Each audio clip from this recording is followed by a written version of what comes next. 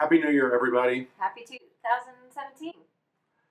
Hey, we are going to, as we mentioned at the end of last year, if you happen to see that Facebook post, we are going to try and take some of the content that we have been using with clients that have grown people that have made a difference over the years that we've been serving our clients, and we're going to see if we can't broaden our impact with you all who are watching this by breaking this content down into little bitty, like less than 5 minute segments that you can watch on a weekly basis, and post these things up on Monday mornings so that you can kind of start your week with it, and then have some very specific assignments of things to be thinking about or reflecting on over the course of the upcoming year.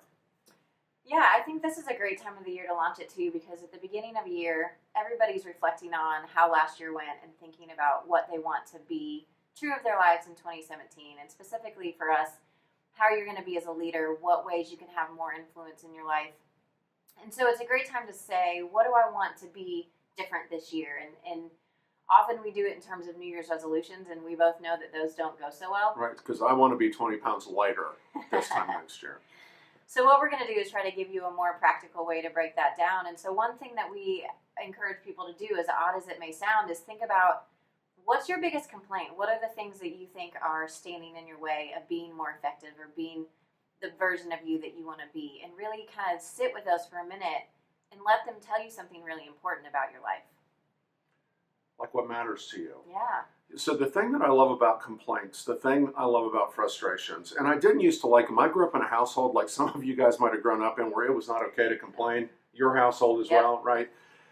Here's the thing. You don't choose your complaints. I don't choose my complaints. They choose us, right? Our complaints choose us. None of us drive home and we think, what can I complain about that I haven't complained about lately? Right? And the reason that we complain is because it's pointing to this thing that is something that matters to us, that we value, that isn't being realized. And so as we're thinking about what do we want to do over the upcoming year, I think the best thing to do is to figure out what's frustrating you. And I know it's kind of a bummer of a thing to focus on at the beginning of the year, but do it. Focus on your complaint, refine it, hone it in, and then think about, what's that tell you matters to you. I mean, I even think about this when I'm in traffic, right? Atlanta traffic, it's the worst. And it frustrates me, and I think, well, it bothers me because I value my time and I value people being nice to each other, which just doesn't always happen. So any little complaint you have can tell you something important about yourself. Very good. So literally, a notepad, an electronic device, your personal digital assistant, if you have one of those still. Write this stuff down. Have a reflection journal that you're going to use to just focus on this over the upcoming year. And until next week, good luck.